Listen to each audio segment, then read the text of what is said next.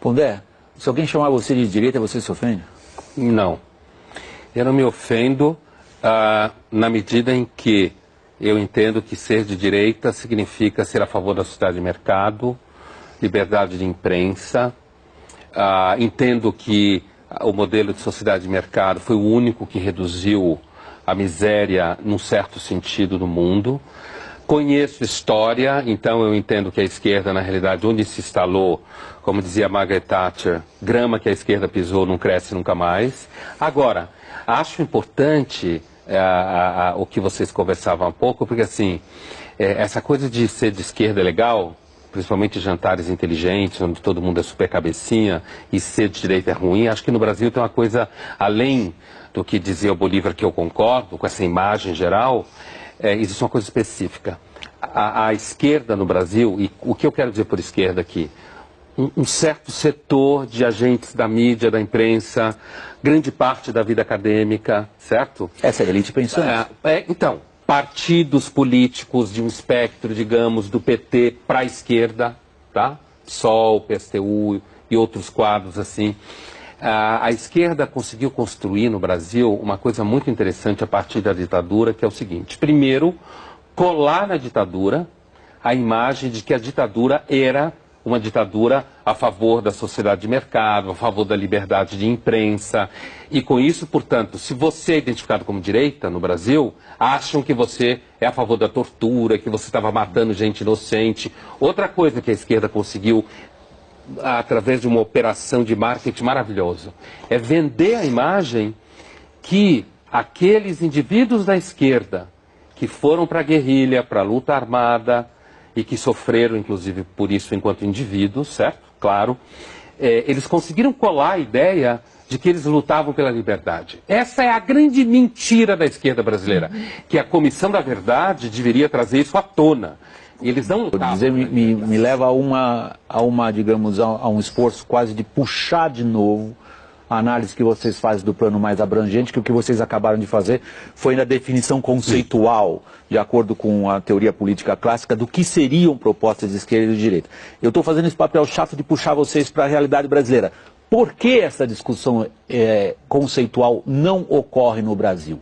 Ou se ocorre pela hipocrisia, pelo monopólio da virtude, a expressão que você usou, ou, como você disse na sua primeira intervenção, Pondé, porque um grupo foi capaz de impor uma visão dos fatos históricos. E eu acho que no Brasil, assim, voltando ao que eu estava dizendo e avançando a partir do que o Reinaldo dizia, no Brasil houve uma espécie de marketing gramsciano em que os atores intelectuais, seja da mídia, da imprensa, da academia, conseguiram colar em si mesmos a imagem de que eles são do bem quando são de esquerda. Está tudo dominado.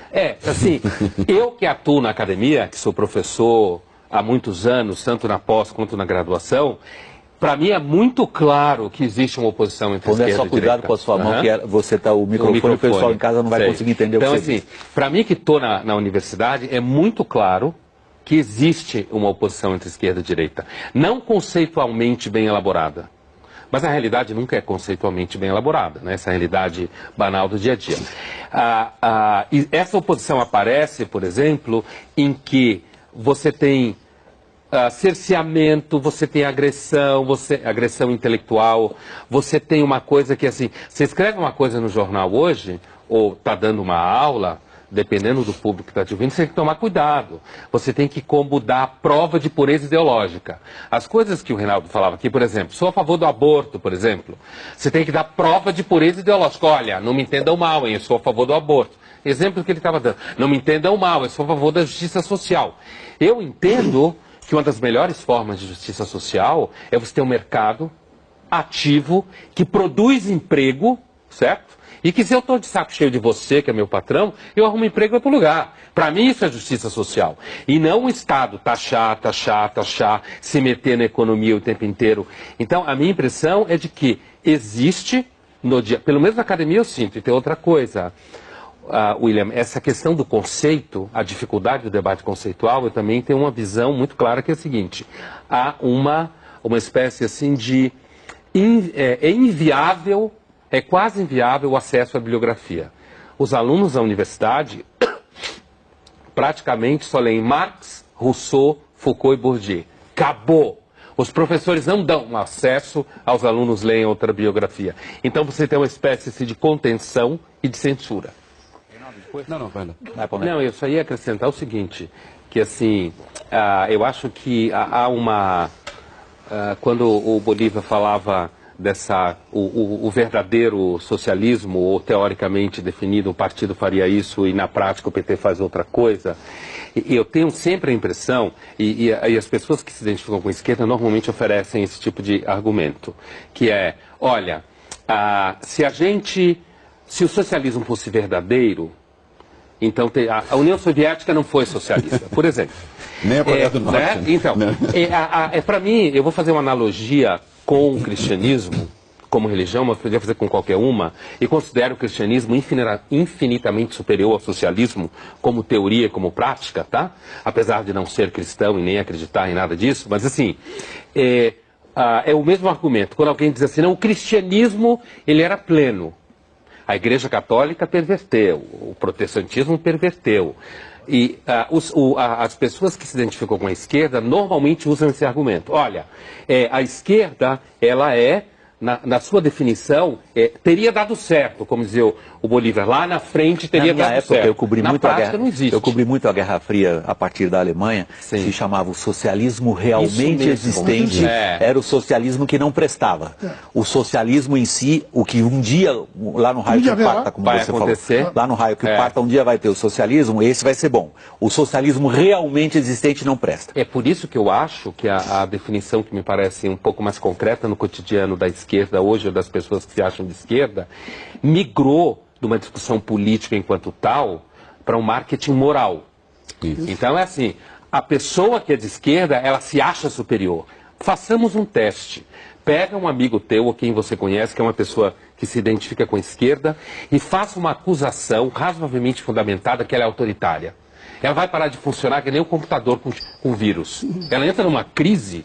Como? Eu? Reacionário? Não, não pode ser. Eu sou a favor das liberdades. Porque, para mim, essa é a definição contemporânea mais atual de alguém que se acha de esquerda. Ele se acha moralmente superior. Eu acho, ao contrário, assim, do que normalmente a gente pensa, que o PT continua sendo ideologicamente consistente. No sentido de que, na medida que você passa a prática, por exemplo, quando os réus do mensalão se chamam de presos políticos, por exemplo, há uma lógica nisso. Você pode... Todo partido comunista ou socialista, né? Às vezes eu volto a falar o nome comunismo, porque eu acho que tem que dar nome aos bois. Todo partido comunista ou socialista que se instalou no poder, de fato, foi corrupto. Que teve o poder pleno da sociedade, o processo de corrupção é normal. Normal no sentido de que, porque há casos de corrupção, isso não significa que o partido não esteja ideologicamente orientado. Porque dentro da orientação ideológica está justificado ter casos de corrupção, não estou dizendo que todo mundo é corrupto, mas é justificado casos de corrupção se servir a causa. Então, quando alguém diz uma situação como essa, que ele está sendo, que ele é preso político, dentro da lógica dele, ele continua servindo a causa. É uma corrupção ideologicamente orientada. O que os cientistas políticos dizem quando leem a Constituição de 88. Cuidado, há um consenso nessa sociedade que praticamente, é a provocação a você, Pondé, exclui a possibilidade de um agrupamento político grande defender ideias de direito? Olha, inclusive do ponto de vista do crescimento de um certo pensamento de esquerda na magistratura, eu não tenho nenhuma dúvida. Eu tenho uma sensação de que o Brasil marcha lentamente para um certo consenso esquerdizante, gramsciano. Já está marchando em direção a isso. E eu vejo, por exemplo, voltando ao que você perguntava antes, quer dizer, por que não existe? Então existe, primeiro, na universidade é impossível quase você levantar essa questão. Eu tenho alunos jovens que se identificam com a tradição de pensamento liberal, como a gente fala no Brasil, ou de direita. Liberal no sentido europeu, né? Liberal conservador e tal, no sentido europeu, e eles não têm espaço.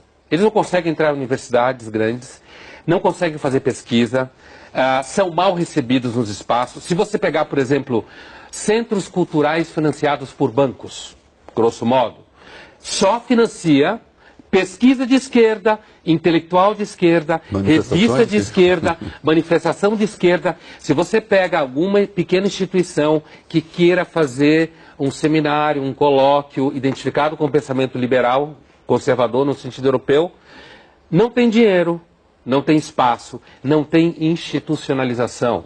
Então fica uma situação que vai ao encontro do que a gente falava antes, quer dizer, o próprio empresariado investe na esquerda. E quando você fala da Constituição, para mim é muito claro.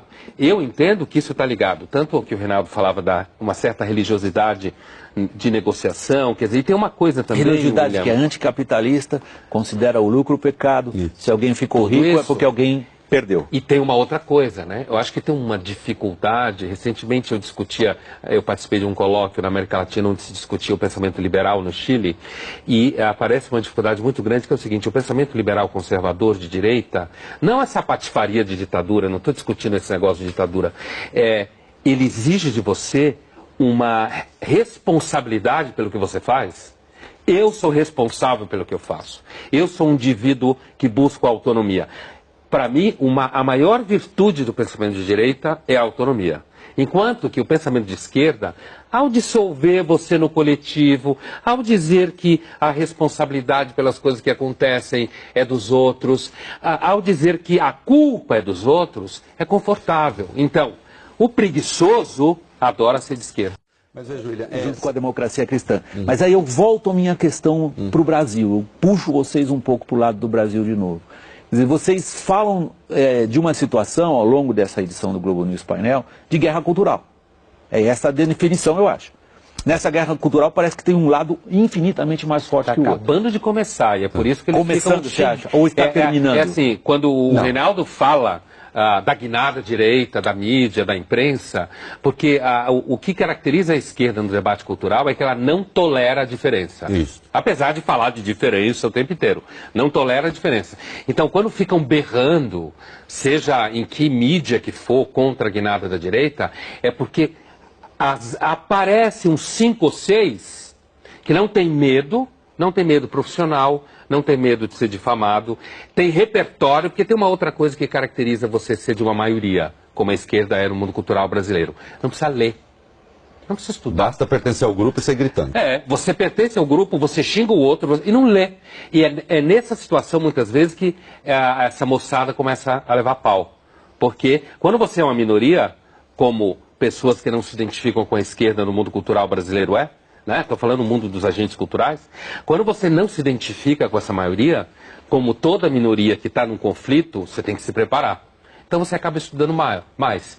E aí tem um problema, porque na hora do debate, fica difícil, quando você é uma maioria paquidérmica, enfrentar quem está preparado. Não, até a matemática vira reacionária, né? Quando você discute matemática vira reacionária. Isso no Brasil hoje, abrir os olhos dos eleitores para o debate que não é esse debate rastaquera direita e esquerda, mas é o debate entre posturas fundamentais do indivíduo perante o Estado? Existe, tanto é que nós estamos nesse debate. E eu acho que essa é uma pequena diferença que tem acontecido nos últimos anos. Uma maior visibilidade. No Brasil, para mim, ser revolucionário, no bom sentido, no sentido de trazer alguma coisa de importante, é ser liberal.